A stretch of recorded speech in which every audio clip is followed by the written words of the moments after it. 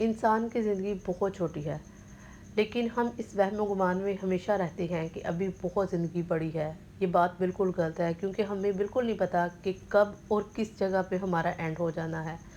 मेरे एक टीचर कहा करते थे कि हमें हमेशा अल्लाह ताला से दुआ करनी चाहिए कि जब भी हमारी मौत आए तो किसी सही जगह पे मौत आए, जहाँ हमारे घर वालों को पता हो कि हमारे जो डेड बॉडी है वो कहाँ है, क्योंकि हमें ये भी नहीं पता कि हमारी मौत कब और कहाँ होनी है। ठीक है जी। तो आज हम बात करेंगे कुछ घरेलू टिप्स और ट्रिक्स के ऊपर। जैसे कि हम कुछ चीज़ों को साफ़ नहीं करते, इवन डैट कि एक एक साल तक हम इनको साफ़ नहीं करते। मेरा ख्याल है कि एक दफ़ा अगर आप इनको साफ़ कर लें तो आपको एक साल तक ये काम करने की ज़रूरत नहीं पड़ेगी। सेकंड चीज़ जो आपने करनी है जी, वो एक ऑर्गेनाइज़र हम तैयार करेंगे। अक्सर हम चीज़ों को फेंकते रहते हैं, कभी इधर कभी उधर। तो इसके लिए बेस्ट है कि आप किसी वेस्ट डब्बे से एक ऑर्गेनाइज़र तैयार करके वहाँ पे सेट करें। अब क्या सेट करना है ये मैं आपको वीडियो में बताऊँगी। दिन का आगाज़ जो है वो मैं हमेशा किचन गार्डन से करती हूँ, क्योंकि प्लांट्स आजकल गर्मी है तो प्लांट्स को देखना बहुत ज़रूरी है। अगर हम इनको सुबह के टाइम नहीं देखते तो इनकी हालत जो है वो शाम तक काफ़ी ख़राब हो जाती है। तो बेहतर है कि फ्रूटिंग वाले प्लांट्स हैं कि तो इनको एक दफ़ा तवज्जो दे दी जाए। तो जो से प्लांट के पत्ते जो हैं वो ज़्यादा पीले हो जाते हैं, वो मैं सुबह-सुबह ही उतार देती हूँ, ताकि इनके ऊपर प्लांट की मज़ीद एनर्जी जो है वो वेस्ट ना हो। आजकल पुदीना जो है वो बड़े अरूज के ऊपर है। अगर आप लोग लगाना चाहते हैं ना अपने घर में, किसी भी वेस्ट कंटेनर, किसी डिब्बे में, किसी भी जगह पे आप इसको लगा सकते हैं, बहुत अच्छा ये ग्रो करेगा। इसके अलावा बहुत सारे पौधे ऐसे हैं जो गर्मी में ना ग्रो होते हैं, जैसे कि मेरा पत्थर चाट है, तो इसके साथ बहुत सारे प्लांट इकट्ठे-इकट्ठे ग्रो हो रहे हैं और बड़ी अच्छी ग्रोथ है। टमाटर आजकल अरूज पे है, ऐसे लगता है जैसे कि टमाटर अपनी शादी पे आया हुआ है, यानी इतना खुश है और इतना फल दे रहा है। ठीक है जी। और पुदीने का भी यही हाल है। एलोवेरा का थोड़ा-सा बुरा हाल हो चुका है और आगे इसका मज़ीद होना है, क्योंकि गर्मी जो है ना वो बहुत ज़्यादा है। और अगर इसके ऊपर कोई कपड़ा वग़ैरह ना लगाया जाए तो इसकी जो कंडीशन है ना वो मज़ीद ख़राब होती जाती है। मनी प्लांट का भी आजकल मौसम है और इसके पत्ते भी हैं काफ़ी चौड़े हो रहे हैं। हालाँकि मुझे यकीन नहीं था कि इसके पत्ते इतने चौड़े होंगे। तो इसके पत्ते जो हैं वो पानी देने की वज़ह से, प्रॉपर रेगुलरली इसकी केयर करने की वज़ह से काफ़ी चौड़े हो गए हैं। मिर्चें भी लगाई हैं मैंने इस दफ़ा। देखो आगे चल के ये ग्रो करती हैं कि नहीं करती, लेकिन ज़्यादातर नहीं करती, क्योंकि मिर्चों के ऊपर ना पेस्ट का अटैक बहुत जल्दी होता है। जब पेस्ट का अटैक होता है तो प्लांट्स जो है वो डाई कर जाते हैं। प्लांट्स को देखने के बाद जी नाश्ते के ऊपर आते हैं। बॉयल अंडों का जी नाश्ता किया जाएगा और इसके बाद हम ऑर्गेनाइज़र तैयार करेंगे। कि जब मैं कोशिश यही करती हूँ कि जब बच्चे सोए हों और घर वाले जो हैं वो भी रेस्ट कर रहे हों सुबह के टाइम, तो उसी वक्त इस तरह का काम कर लिया जाए। तो ऑर्गेनाइज़र सुबह के टाइम इसीलिए तैयार कर रही हूँ।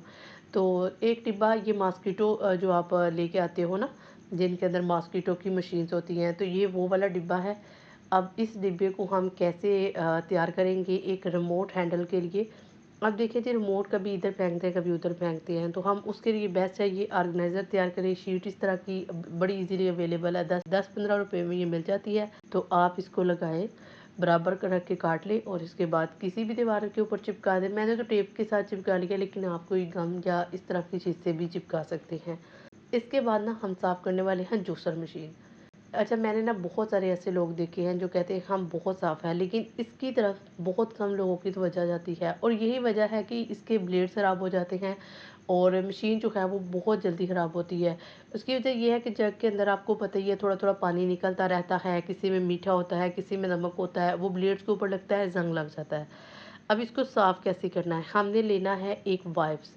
अगर आप लोगों के घर में नहीं है तो एक ला के पैकेट रख लें। ये मैक्सिमम 120 से 125 रुपए में है, लेकिन इससे इतनी अच्छी चीज़ें क्लीन होती है। उसकी वजह ये है कि इसके अंदर ना अल्कोहल होता है। ये जब भी किसी चीज़ के साथ रिएक्ट करता है ना, तो ये क्लीनिंग में बहुत हेल्प करता है।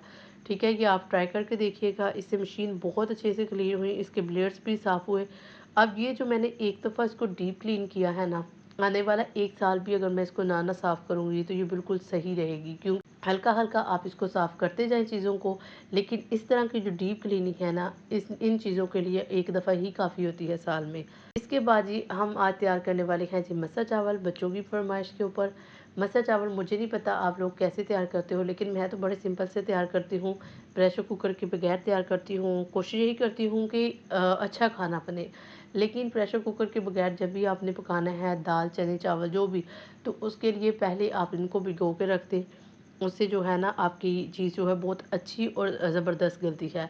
दाल को पानी में डालेंगे जितना आपको पानी चाहिए, उसके बाद हम प्याज़, लहसुन, हरी मिर्चें डालेंगे और कुछ मसाले डालेंगे जैसे कि दरदरा मिर्च, पाउडर मिर्च, हल्दी और नमक। ये चीज़ें आपने डालनी है, खुश्क धनिया भी आप डालिएगा और उसके बाद आपने इसको 1 घंटे के लिए छोड़ देना है। अच्छा जी, आप लोग अगर ये नॉन स्टिक की कढ़ाई यूज़ करते हो तो आप लोगों ने एक बात नोट की होगी, ये भी बिल्कुल प्रेशर कुकर का काम करती है, थोड़ा-सा ज़्यादा टाइम लेती है, इससे ज़्यादा टाइम नहीं लेती, ठीक है? तो तकरीबन 1 घंटे में ना हमारी दाल जो थी वो कंप्लीटली जो थी वो गल चुकी थी अल्हम्दुलिल्लाह। अब थोड़ी-सी पतली है, इसको गाढ़ा कर लेंगे आप, ठीक है? ढक्कन खोल के इसको पकाएँ तो इवेपोरेट वाटर हो जाएगा। मैं इतना ज़्यादा इसको गाढ़ा नहीं करती क्योंकि मसर जो है ये हमेशा जब इसको हम रखते हैं ठंडा होने के लिए तो ये बहुत गाढ़े हो जाते हैं। इवन डैट के आप तो ये एक जगह से दूसरी जगह भी मूव नहीं कर सकते। तो बेस्ट है कि थोड़ा-सा पानी वाली रखें। इसके बाद हम इसके लिए एक स्पेशल किस्म का जो तड़का है वो तैयार किया है। धनिया इसके ऊपर डालेंगे एंड अल्हम्दुलिल्लाह सालन रेडी है, चावल भी रेडी हो चुके हैं। अल्हम्दुलिल्लाह मैंने जो है वो मसर चावल रेडी कर लिए हैं। आई होप कि आप लोगों को ये वीडियो अच्छी लगी हो। अगर वीडियो अच्छी लगी हो तो वीडियो को लाइक करना है, शेयर करना है और मुझे कमेंट सेक्शन में आपने लास्ट में बताना है कि आप मसर चावल किस तरीके से बनाते हो। अच्छा, बहुत सारे लोग जो है ना वो इमली का इस्तेमाल भी करते हैं, क्या आप भी करते हैं इमली और दही का इस्तेमाल? तो मुझे लास्ट में बताना है। मिलते हैं किसी और वीडियो में, तब तक अल्लाह हाफ़िज़।